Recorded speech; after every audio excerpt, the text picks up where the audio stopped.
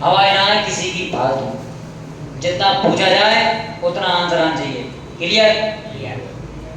जैसा कि लिखा था कि पुनर्मूल्यांकन खाता के बारे में अपन को बात करना है, ठीक है, उनके सवाल करना है। और पहले ये बात करेंगे कि पुनर्मूल्यांकन खाता होता क्या है, किसे कहते हैं पुनर्मूल्यांकन खाता, भैया को बताएगा, बताओ पुनर्मूल्यांकन खाता किसे कहते हैं? हाँ,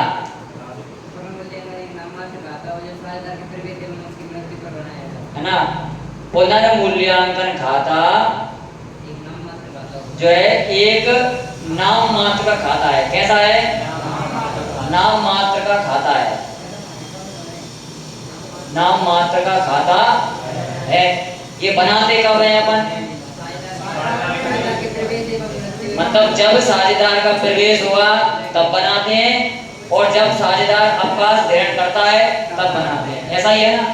तो जब साझेदार प्रवेश करता है, जब साझेदार प्रवेश करता है या अवकाश ग्रहण करता है, अवकाश ग्रहण करता है, तब इसे बनाया जाता है, तब इसे बनाया जाता है। क्लियर? इससे जो लाभ हानि होती है उसे साझेदारों के मध्य बांटा जाता है। ठीक है, जो अनुपात है पुराना उसमें इसको बांटा जाता है। इसमें कोई समस्या? अब अपन ने इसके सवाल भी किए थे, ठीक है, कि पुनर्मूल्यांकन खाता जो बनाया था प्रारूप वो किस प्रकार बनता है। ठीक है, तो बनाओ सब जने भैया, पुनर्मूल्यांकन खाता, पुनर्मूल्यांकन खाता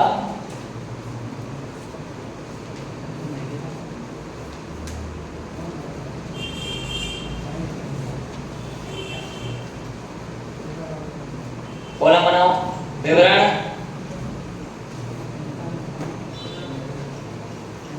रकम, विवरण, रकम, ये होते हैं कॉलम।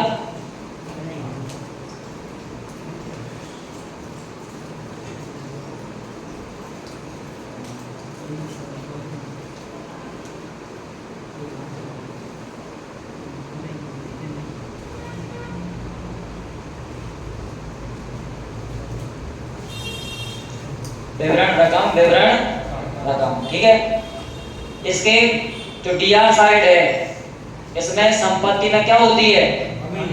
संपत्ति में कमी होती है। इस तरह संपत्ति में कमी, मतलब संपत्ति में जो भी कमी होगी उसका लेखा हम डीआर साइड करेंगे। ठीक है, और संपत्ति में वृद्धि, संपत्ति वृद्धि। ठीक है, फिर दायित्व में कमी किस तरफ होती है और वृद्धि किस तरफ होती है? इस तरफ क्या होता है? वृद्धि। इस तरफ होता है दायित्व में वृद्धि। और सीआर साइड, सीआर साइड दायित्व में कमी होती है, कमी। हमने कहा थोड़ी साइड कर। ठीक है, फिर डीआर साइड आता है आलिखित, आलिखित दायित्व आते हैं इस तरफ, और इधर आलिखित संपत्ति, आलिखित संपत्ति। क्लियर? लाभ किस तरफ आता है? लाभ, तो यहां लिखेंगे लाभ हस्तांतरण, लाभ हस्तांतरण साझेदारों के पूंजी खाता में। अब जितने साझेदार होंगे उनके नाम लिखकर उस लाभ को अपन आपस में बांट देंगे। जैसे साझेदार ए और बी, अपन दो साझेदार को लेकर चलना है। ठीक है, इनकी राशि जो भी आएगी लाभ के हिस्सा में निकाल कर उसको यहाँ पर लिख देंगे और यहाँ जाएगा टोटल। यदि लगता है कि हानि हो रही है तो इधर लिखेंगे हानि हस्तांतरण, हानि हस्तांतरण साझेदारों के पूंजी खाता में। अब साझेदार यहाँ पे ए बी दो साझेदार हैं, उनके अनुपात में यहाँ पे लाभ बांटकर और इधर लगा देंगे टोटल जो भी आएगा। क्लियर? इसमें कोई समस्या? ये सवाल अपन ने कर लिए, ठीक है? क्लियर भैया? सबने बना लिया इसको? जल्दी बना लो।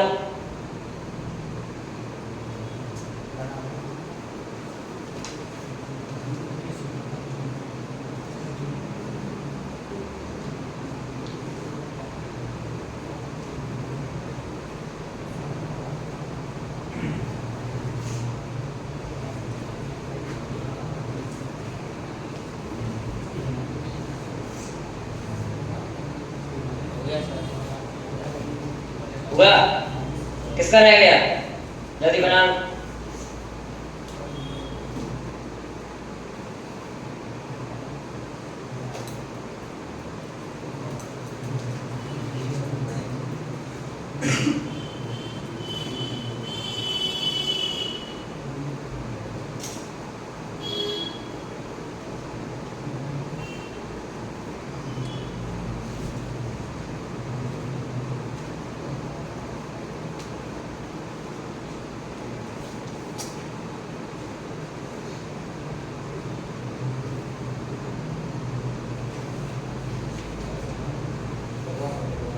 होगा? अनिकेत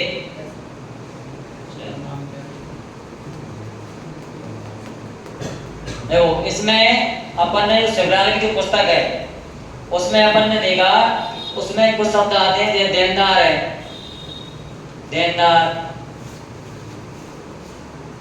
लेनदार, विनियोग,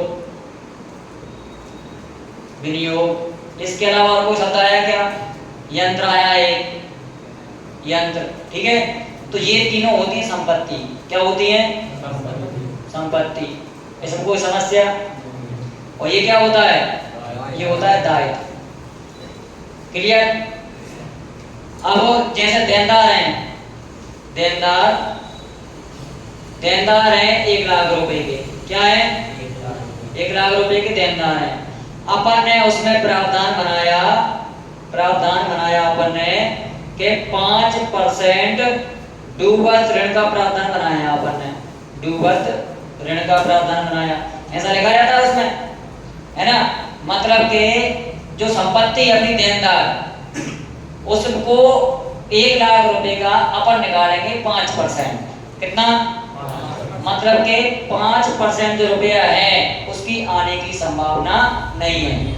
तो अपनी संपत्ति में कमी होगी या वृद्धि होगी? कमी होगी ना। किस तरफ लिखेंगे? Real side. और जैसे सवाल में लिखा है कि लेनदारों को कुछ पैसों से कम कर दिया जाए, तो किस तरफ आएगा? सीआर साइड आएगा, क्योंकि अपन को पैसे देना है, तो वो क्या है? अपने लिए दायित्व है। अब उसमें लिखा है कि लेनदारों को इतने रुपए से कम कर दिया जाए, तो उसको अपन किस लिखेंगे? कहाँ लिखेंगे? CR side. मतलब कि अपने दायित्वों में कमी हो रही है। क्लियर? इसके अलावा और ऐसा कुछ दिखा नहीं है इसमें और ज्यादा दिक्कत दे कोई शब्द, ठीक है? अब निकालो, अपना किताब निकालो।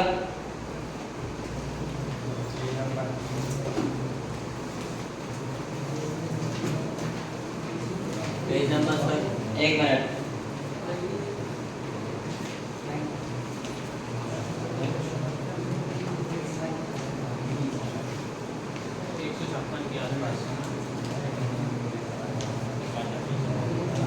है ना? प्रश्न नंबर 39, पेज नंबर 158, जहां से पुनर्मूल्यांकन खाते बन रहे हैं वहां से करना है अपन को।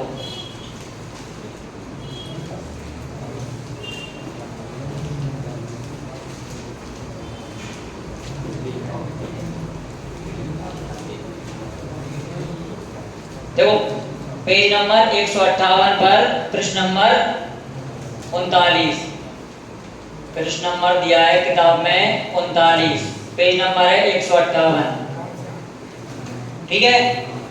इसको करेंगे अपन यहाँ से, इसका रिवीजन करेंगे एक बार, जितने सवाल हो जाएंगे उसके बाद अपन बनाना देखेंगे, क्योंकि एक सवाल पुनर्मूल्यांकन खाता का पेपर में आएगा। ठीक है भैया, और ज्यादा बड़ा सवाल नहीं आता पेपर में, इतना आता है कि अपन उसको सॉल्व कर लें कम से कम समय। ठीक है, क्वेश्चन है राम और श्याम एक वन में साझेदार हैं। ठीक है, और अपने पास चिट्ठा दिया है।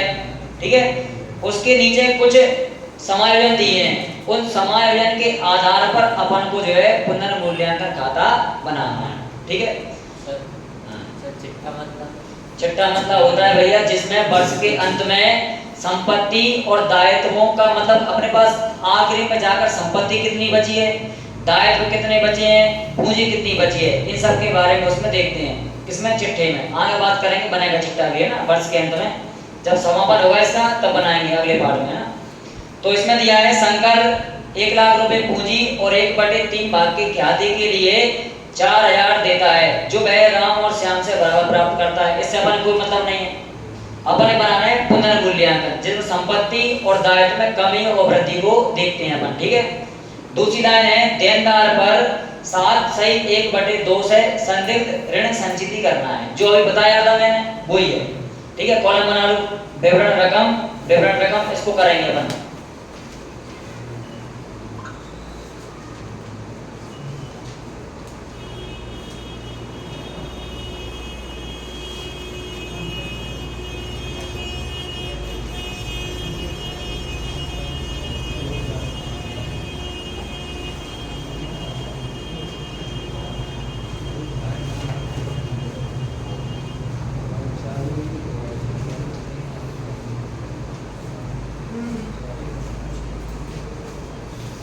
ठीक है, पहला दिया है इसमें देनदारों पर 7.5% से संदिग्ध ऋण संचिति करना है। देनदार कितने दिए हैं? देनदार है 13,600। 13,600 का निकालना है 7.5%। ठीक है, कितना निकला? मतलब कि 13,600 रुपये हैं, इसका निकालना है अपन को। इसको अपन जो 7 सही 1/2 है उसको 7.5 दे सकते हैं अपन। ठीक है, 1/2 का मतलब होता है आधा, आधा मतलब 50। ठीक है, बड़े में कितना जाएगा? 100। तो 25 या 75, 25 चौको 100, 40 बचे, 0 से 0, 4 एकम 4 दिया 12, 1 4 चौको 16, 0 गुणा करेंगे कितने से? सॉरी 0 बढ़ गई ना, 40 बचे, इसमें गुणा करेंगे 3 से, कितने आ रहे हैं? यानी कहेंगे संदिग्ध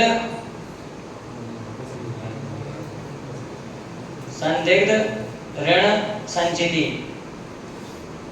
कितनी आ रही है? 1020। क्लियर? आगे देखो, अगला दिया है विनियोगों को घटाकर 8,000 कर दिया जाए। विनियोग संपत्ति होती है बताया था मैंने, तो पहले कितने थे विनियोग? 10,000 थे, अब कितने हुए? 8,000, मतलब कि कमी हो रही है। तो 2,000 की कमी हो रही है, किस तरफ लिखेंगे? डीआर साइड लिखेंगे विनियोग 2000। ठीक है, और आगे दिया है इसमें स्टॉक का अधिमूल्यांकन करके 12,500 कर दिया जाए। पहले कितना था स्टॉक? 8,000 नहीं 11,660 है, 11,660 है। अब कितना हो गया? 12,500। तो कितने का अंतर है? 840 रुपए है ना। तो बढ़ रहा है स्टॉक, किस तरह आएगा? सीआर साइड स्टॉक 840 रुपए बढ़ गया। आगे देखो, फर्नीचर पर 600 मूल्य ह्रास लगाया जाए, मतलब कि केवल 600 रुपए का ही कम हो रहा है वो, तो किस तरह आएगा? डीआर साइड आएगा। तो क्या क्या लिखेंगे? फर्नीचर कितने रुपए? 600। और कुछ है? कुछ नहीं है। अब लगा लो टोटल, और जो भी लाभ हो रहा है लाभ, हानि हो रही तो हानि, इसको बांट दो आपस में। क्या हो रहा है? इस तरफ कम है, इस तरफ जाना है तो हानि हो रही है। कितने हो रहे हैं जोड़कर? 3620 हो रहे हैं डी आर साइड, और सी आर साइड केवल कितने? 840। कितने का अंतर है? 12, 5, 15 में से 8 का कितने बचे? 7, और 27, 80 का अंतर है। मतलब 27 और 80 क्या हो रही है? हानि हो रही है। तो यहाँ लिखेंगे हानि हस्तांतरण,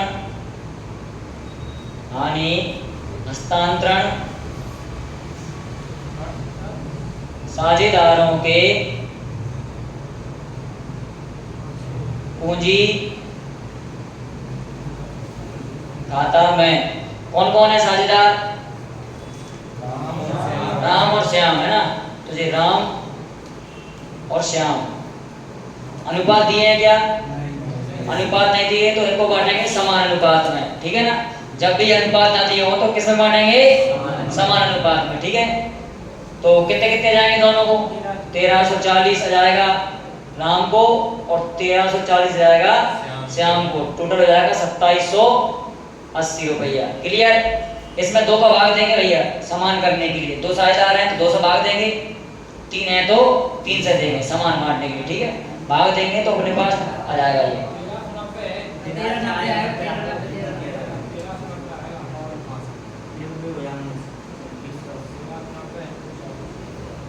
93 आए हो। आओ 93 कर लो, 93 कर लो, 93, ठीक है। हो गया सही?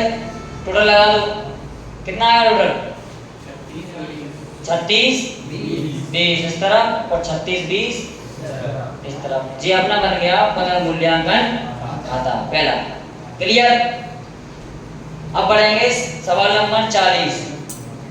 40 नंबर सवाल निकालो। जी हो गया सबका? कोई समस्या? बहुत बढ़िया, आगे देखो, कोई दिक्कत नहीं है, कोई दिक्कत नहीं। हाँ, सवाल नंबर 40 दिया है।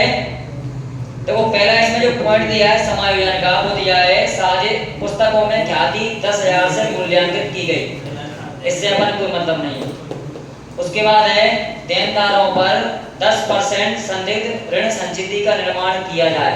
जो अभी अपन ने किया था वैसा का वैसा हुआ, ठीक है। निकालो। भवन पर 10% वृद्धि होगी, फर्नीचर व यंत्र पर 5% ह्रास लगाया जाएगा। तो लगाओ, इसको करो संगे साथ साथ मैं भी करूंगा, है ना इसको। देखो सवाल नंबर 40।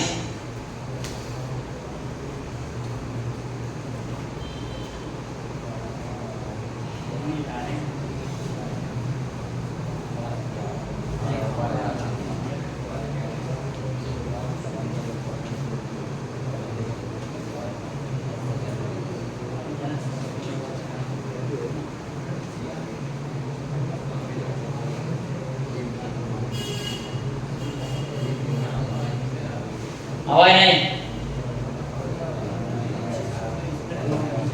अरे आवाज नहीं।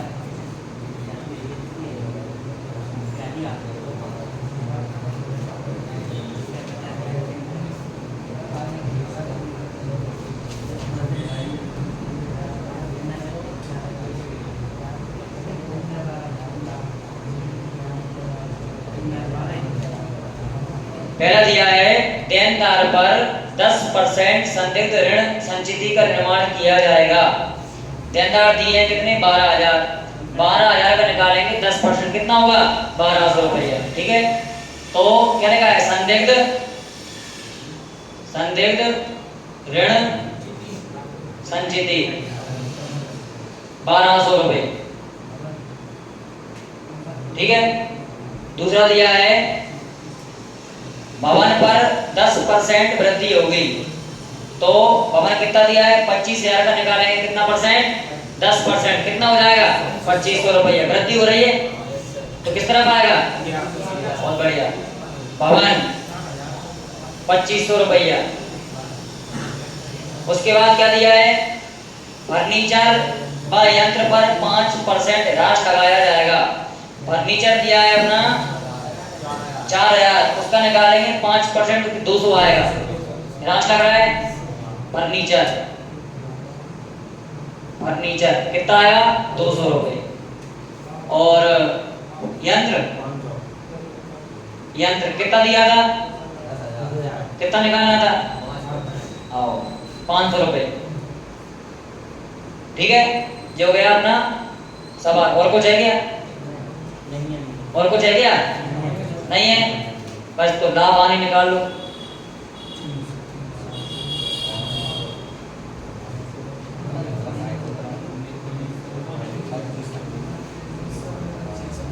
इस तरह है 2500 और इस तरह कितने हो रहे हैं 1900 रुपये, तो वो ज्यादा है, मतलब लाभ हो रहा है। तो लिखेंगे लाभ हस्तांतरण